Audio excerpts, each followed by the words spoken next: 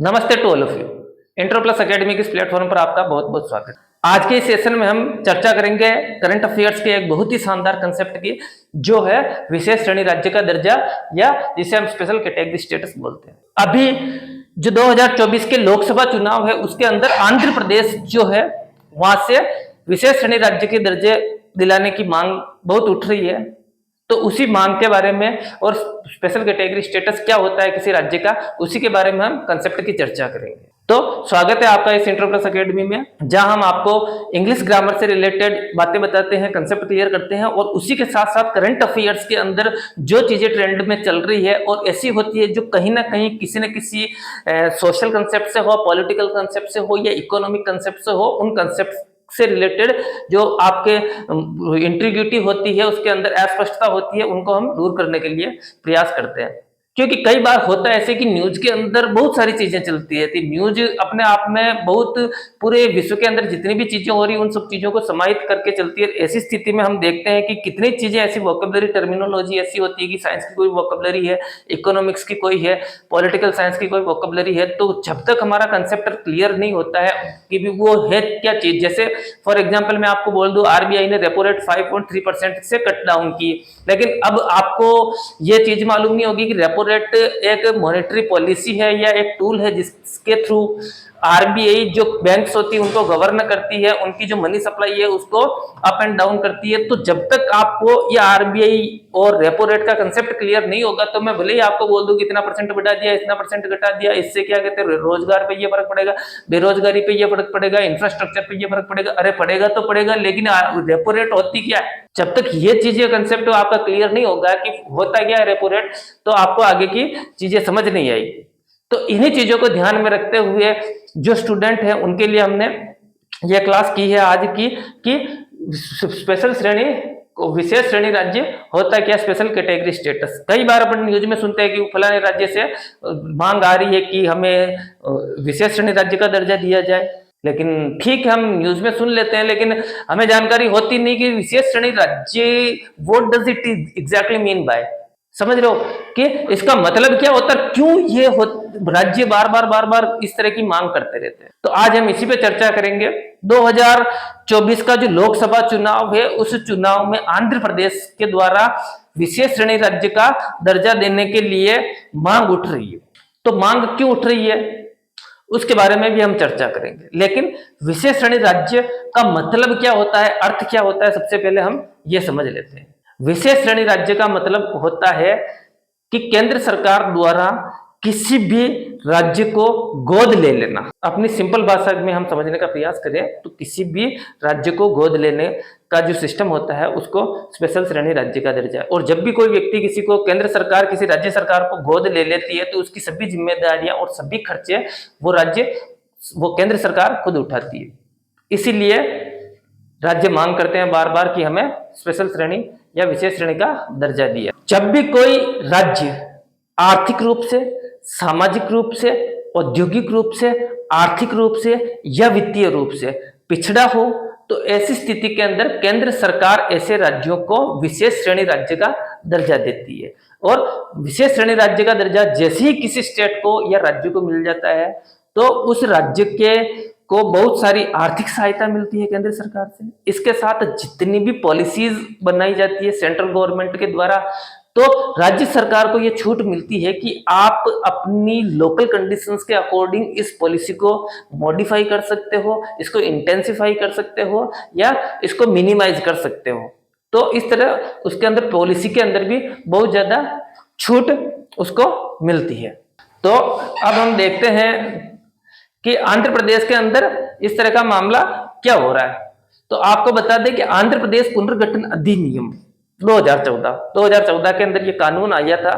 तो उस वक्त आंध्र प्रदेश और तेलंगाना नाम के दो राज्य बना दिए गए थे, और 2014 के अंदर ही मनमोहन सिंह जी प्रधानमंत्री थे, तो उन्होंने आंध्र प्रदेश को यह आश्वासन दिया लोकसभा में कि हम आपको विशेष श्रेणी राज्य का दर्जा देंगे। लेकिन जैसे ही 2014 का जो राज्य प्रदेश पुनर्गठन अधिनियम था, उस अधिनियम के द्वारा आंध्र प्रदेश और तेलंगाना को दो भागों में विभाजित कर दिया था। तो अब केंद्र सरकार बार बार कहने लगी कि आंध्र प्रदेश उन क्राइटेरियाओं को, उन कसौटी को, उन शर्तों को पूरा नहीं कर रहा है जिससे हम आपको विशेष श्रेणी राज्य का दर्जा दिया जा सके। इसके साथ 14वां जो वित्त आयोग था, वो भी ये बोल रहा था कि इसके अंदर अब विशेष श्रेणी राज्य का दर्जा देने लायक कोई भी क्राइटेरिया बचा नहीं है, तो उसने भी उसको आंध्र प्रदेश को सामान्य श्रेणी राज्य का दर्जा दे दिया। लेकिन अब बात यह आ गई कि भी वो कौन से पैरामीटर्स हैं, वो कौन से मानदंड हैं, वो कौन से क्राइटेरिया है जिसपे सेंट्रल गवर्नमेंट ये डिसाइड करती है किसी भी राज्य को हम विशेष श्रेणी राज्य का दर्जा दे या न दे। इसके लिए 1969 के अंदर 5वें वित्त आयोग ने किसी भी राज्य की सामाजिक, आर्थिक और भौगोलिक स्थितियों या चुनौतियों के आधार पर कुछ मानदंड या क्राइटेरिया डिसाइड किया है कि भी अगर ये चीजें किसी राज्य के अंदर होंगी तो हम उस राज्य को विशेष श्रेणी राज्य का दर्जा देंगे। तो पहला तो इसके अंदर है कि उसकी बहुसंख्यक आबादी, मेजोरिटी है उसकी जो पॉपुलेशन, वो क्या होनी चाहिए, आदिवासी होनी चाहिए। मतलब मेन स्ट्रीम पॉपुलेशन से वो बिल्कुल कटी हुई होनी चाहिए, उसका अपना एक पॉपुलेशन का इकोसिस्टम होना चाहिए और आदिवासी होनी चाहिए। तो पहला क्राइटेरिया है कि बहुसंख्यक आबादी आदिवासी होनी चाहिए। दूसरा क्राइटेरिया क्या है विशेष श्रेणी का राज्य बनने के लिए, कि उसका जनसंख्या घनत्व है बहुत कम होना चाहिए। जैसे दिल्ली है, बंबई है, तो वहां का जो पर किलोमीटर पॉपुलेशन डेंसिटी है वो बहुत ज्यादा है, तो उनको हम विशेष श्रेणी राज्य का दर्जा नहीं दे सकते। जंगल है, आदिवासी जनसंख्या है, पॉपुलेशन डेंसिटी वहां पे बहुत कम है, जनसंख्या का घनत्व पर किलोमीटर बहुत कम है, तो उस चीज को, उस राज्य को भी एक विशेष श्रेणी राज्य का दर्जा दिया जा सकता है। अगला, अगर कोई भी राज्य पहाड़ी राज्य है, वहां पे सरकार इंफ्रास्ट्रक्चर डेवलप नहीं कर पाती है, वहां पे प्रॉपर रिसोर्सेज नहीं है, तो ऐसी स्थिति में भी उसको विशेष श्रेणी राज्य का दर्जा दिया जा सकता है। या कोई भी राज्य इंटरनेशनल बॉर्डर के साथ अपनी बॉर्डर शेयर करता है या किसी अंतरराष्ट्रीय सीमा के साथ लगता है, उसके टच में है, तो ऐसे राज्यों को भी बहुत संवेदनशील मानते हुए केंद्र सरकार कई बार विशेष श्रेणी राज्य का दर्जा देती है। और अगला सबसे बड़ा जो इसका कारण है या मानदंड, वो तो यह है कि सामाजिक रूप से, आर्थिक रूप से, औद्योगिक रूप से, आर्थिक वित्तीय रूप से वो राज्य डेवलप हुआ नहीं हुआ, पिछड़ा होगा, तो उसको तो केंद्र सरकार बड़े खुशी खुशी से उसको विशेष श्रेणी राज्य के रूप में एक्सेप्ट कर लेती है। दूसरा, वहां पे पर्याप्त वित्तीय संसाधन की उपलब्धि नहीं होती है, जैसे बैंक वगैरह है, या वहां पे इंडस्ट्री नहीं है, या कोई इंफ्रास्ट्रक्चर नहीं है। तो इस स्थिति के अंदर वहां पे कोई इन्वेस्टर है या जो मार्केट फोर्सेस होती है वो खुद वहां पे जाके काम करने का, वहां का डेवलप करने की इकोनॉमी की इच्छुक नहीं होती है। तो ऐसी स्थिति में फिर सरकार बाहर से उसको इंसेंटिव देके वहां पे उनको इंडस्ट्रीज को, वहां पे फाइनेंशियल रिसोर्सेज को वहां पे एस्टेब्लिश करके उस स्टेट्स की ओवरऑल जीडीपी परफॉर्मेंस, उसकी इकोनॉमी को बूस्ट करने के लिए एफर्ट डालती है। तो ऐसी स्थिति के अंदर भी विशेष श्रेणी राज्य का दर्जा दिया जा सकता है। अभी अपने भारत में अभी देख लीजिए, जैसे मैं आपको बताता हूं, जैसे असम है, हिमाचल प्रदेश है, जम्मू कश्मीर है। तो ये जम्मू कश्मीर का क्या है, पाकिस्तान के साथ बॉर्डर साझा है। उधर आप देख लो अपने चीन के साथ है। मणिपुर, मेघालय का वहां पे लगता है 7 सिस्टर्स के अंदर मणिपुर है, मेघालय हो गया, मिजोरम है, नागालैंड है, त्रिपुरा है, तो उसका भी हो गया। और अब तेलंगाना को भी दे दिया है। उत्तराखंड है, तो उत्तराखंड का भी सीमा लगता है। तो ये राज्य हैं अभी विशेष श्रेणी राज्य के दर्जे के अंदर इनको माना गया। कौन कौन से राज्य? असम, हिमाचल प्रदेश, जम्मू कश्मीर, मणिपुर, मेघालय, मिजोरम, नागालैंड, सिक्किम, त्रिपुरा, तेलंगाना और उत्तराखंड। ये राज्य ऑलरेडी विशेष श्रेणी राज्य के दर्जे प्राप्त कर चुके हैं। लेकिन अब क्या हो रहा है, आंध्र प्रदेश है, बिहार है और उड़ीसा है। तो उड़ीसा वाले, आंध्र प्रदेश वाले और बिहार वाले भी बार बार सरकार से मांग कर रहे हैं कि हमें भी विशेष श्रेणी राज्य का दर्जा दो। लेकिन विशेष श्रेणी राज्य का तो कोई लड्डू तो है नहीं कि आपको दे दिया। इसके पीछे कुछ ना कुछ लाभ मिलते होंगे जो दूसरों को नहीं मिलते, तभी ना सरकार से ये मांग करते हैं बार बार कि हमें विशेष श्रेणी राज्य का दर्जा दे। तो अब हम बात करते हैं कि कोई भी राज्य जब विशेष श्रेणी राज्य का दर्जा उसको मिल जाता है तो उसको क्या क्या लाभ मिलता है। तो विशेष श्रेणी के जो राज्य है उनको जो लाभ मिलता है उसका बारे में कंसेप्ट जो बनाया था वो है गाडगिल मुखर्जी नाम के दो व्यक्ति थे, उन्होंने मिलकर एक कंसेप्ट बनाया था जिसको गाडगिल मुखर्जी फॉर्मूला कहते हैं। उस फार्मूले के अनुसार केंद्र सरकार की सहायता का लगभग 30% जो भाग होता है वो केंद्र सरकार से राज्य सरकारों को मिलता है। इसके अलावा जो केंद्र प्रायोजित योजना होती है, सेंट्रल स्पॉन्सर्ड स्कीम्स होती है, उसके अंदर उस स्कीम का जो जितना भी खर्चा होता है उसका 90% कौन बियर करता है, कौन मतलब वहन करता है, वो केंद्र सरकार वहन करती है। राज्य सरकार को सिर्फ 10% पैसा खर्च करने की जरूरत होती है और 90% पैसा केंद्र सरकार वहां पे देती है। जबकि दूसरे जो सामान्य श्रेणी का राज्य वहां पे क्या होता है, 60 से 75% की मतलब केंद्र सरकार से सहायता मिलती है, बाकी का अपना खुद का करना पड़ता है। जैसे 60% है तो 60 रुपए केंद्र देगा और 40 रुपए आप राज्य सरकार खुद लगाएगी। 75% है तो 75% केंद्र सरकार देगी और बाकी का पैसा 25 पैसा वो वहां की जो सेल्फ गवर्नमेंट होगी, राज्य सरकार होगी, वो लगाएगी। इसके अलावा भी बहुत सारे उसके अंदर फायदे मिलते हैं। जैसे आपको बता दें कि जैसे उत्पाद शुल्क होता है, कहीं पे कोई प्रोडक्शन हो रहा है वहां का, उसके ऊपर जो उत्पाद शुल्क लगता है या इनकम टैक्स लगता है या कारपोरेट टैक्स है, तो उन टैक्स के अंदर भी उनको बहुत इमिशन मिलता है, छूट मिलता है। इसके साथ ही केंद्र के सकल बजट का, केंद्र का जितना भी बजट होता है उसका लगभग 30% जो भाग होता है वो केंद्र सरकार को दिया जाता है, मतलब राज्य सरकारों को दिया जाता है। लेकिन जो आंध्र प्रदेश पुनर्गठन अधिनियम जो 2014 बना, 2014 बनने के बाद जैसे ही आंध्र प्रदेश और तेलंगाना दो भागों में विभाजित हुआ तो सरकार, केंद्र सरकार अब उसको देने के लिए तैयार नहीं हुई, क्योंकि केंद्र सरकार का ये तर्क है उसके पीछे कि जैसे ही हमने इसको दो भागों में बांट दिया तो अब ये एक सेपरेट स्टेट हो गया, दोनों अलग अलग हो गए। तो अब इसके अंदर आंध्र प्रदेश के अंदर वो योग्यता या वो अब ये जो क्राइटेरिया है वो क्राइटेरिया को पूरा नहीं करता है कि हम इसे विशेष श्रेणी राज्य का दर्जा दे सके, इसलिए हम इसे देंगे नहीं। इसके अलावा 14वां जो वित्त आयोग था उसने भी बोल दिया कि नहीं, अब इसको विशेष श्रेणी राज्य का दर्जा देने की जरूरत नहीं है, क्योंकि इसको सामान्य श्रेणी राज्य मान के हमें रखना चाहिए। लेकिन फिर भी आंध्र प्रदेश वाले माने नहीं, उन्होंने बार बार मांग की कि हमें तो विशेष श्रेणी राज्य का दर्जा चाहिए। तो तत्कालीन गवर्नमेंट ने क्या किया कि एक विशेष पैकेज उनको दे दिया कि चलो हम आपको विशेष श्रेणी राज्य का स्पेशल कैटेगरी स्टेटस तो नहीं देंगे, लेकिन उसके बावजूद भी आपको कुछ राहत दे देते हैं या एक विशेष पैकेज दे देते हैं, आपको एक गिफ्ट दे देते हैं। जिस तरह कोई बच्चा अपने माता पिता से जिद करता है तो कि भी मुझे एक साइकिल चाहिए, तो जब माता पिता किसी भी कारणवश देखते हैं कि इसकी साइकिल चलाने की योग्यता नहीं है, इसकी उम्र इतनी नहीं है कि ये सड़क पे जाके साइकिल चला पाएगा, इसका शरीर उतना बड़ा नहीं है, मतलब बहुत ही ये बच्चा छोटा है, तो ऐसी स्थिति में माँ बाप उसको दूसरी चॉकलेट देके के संतुष्ट करने का प्रयास करते हैं कि किसी तरह उसका दिमाग वहां से डाइवर्ट हो जाए। इसी प्रकार केंद्र सरकार ने आंध्र प्रदेश वालों को एक विशेष पैकेज देके संतुष्ट करने का प्रयास किया कि भाई तुम इससे मान जाओ। तो उन्होंने क्या किया, उन्होंने किया कि एक तो पोलावरम सिंचाई योजना है, तो उसको केंद्र सरकार ने बोला कि इसको पूरी तरह से हम मतलब फाइनेंस करेंगे, इसकी जितने भी खर्चा लगेगा वो खर्चा हम देंगे। दूसरा कि भी तुम्हारे टैक्स है, टैक्स के अंदर भी हम पूरा ध्यान रखेंगे कि आपको टैक्स से छूट मिले। इसके अलावा आप और कोई दूसरी योजना चलाते हो तो उसके अंदर हम क्या बोलेंगे, आपको स्पेशल फाइनेंशियल असिस्टेंस देंगे। तो ये तीन चीजें उन्होंने बोली।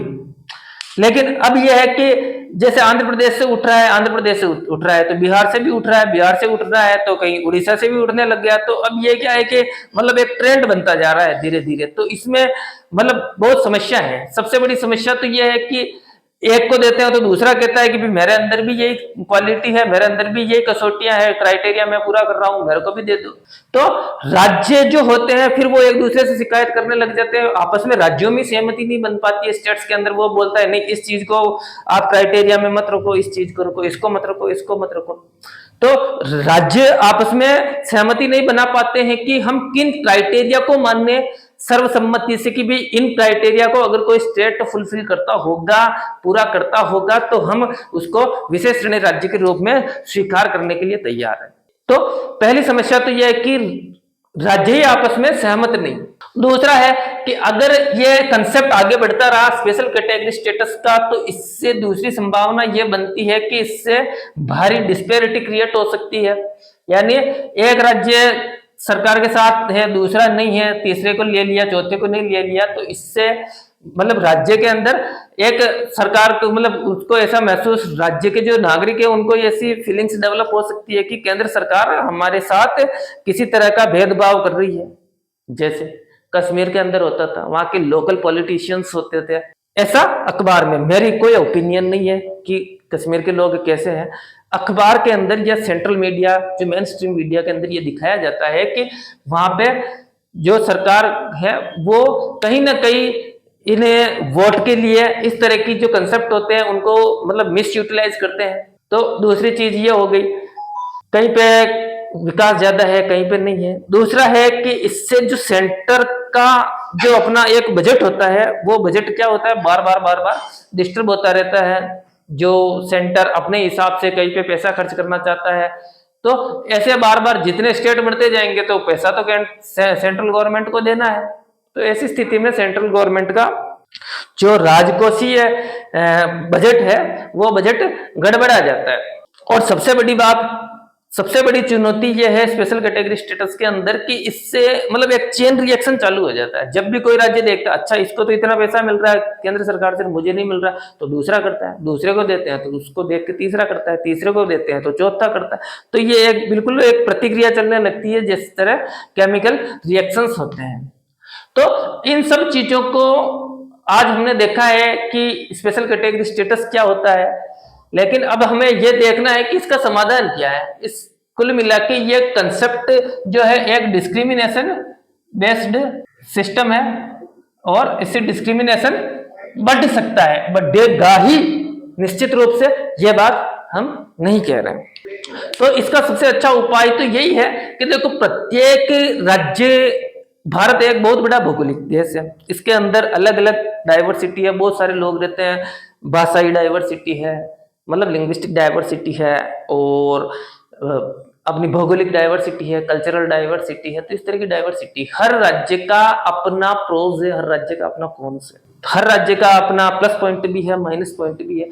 तो केंद्र सरकार को चाहिए कि इस तरह से हम किसी भी राज्य को गोद लेके या उसको विशेष श्रेणी राज्य का दर्जा देके सहायता दें, उसके बजाय हमें यह करना चाहिए कि उस राज्य की जो इंडिजिनस है, लोकल उसकी जो क्षमताएं हैं और कमजोरियां हैं, उनको हमें कमजोरियों पे काम करना चाहिए और जो उसकी स्ट्रेंथ है उसको बढ़ाने का प्रयास करना चाहिए। लेकिन होती कोशिश हमें यह करना चाहिए कि जो उस राज्य के अंदर खुद चीजें हैं उनको ही डेवलप करके राज्य को सेल्फ डिपेंडेंट बनाना चाहिए, बजाय इसके कि इस तरह से बाहर से उसको कोई भी असिस्टेंस देके हम उसकी इकोनॉमी को, उसको जीडीपी को बूस्ट करने की कोशिश करें, क्योंकि ये चीजें आगे कहीं ना कहीं तुष्टीकरण की राजनीति को क्रिएट कर सकते। तो आज हमने इस छोटे से सेशन के अंदर थोड़ा सा कंसेप्ट देखा, क्योंकि अपन बार बार न्यूज के अंदर सुनते रहते हैं, तो आपको थोड़ा इसका बेसिक आइडिया हो गया है कि भी विशेष श्रेणी राज्य होता क्या है, इसका क्या क्या उसकी क्राइटेरिया है, क्या क्या शर्तें होनी चाहिए। इसके अलावा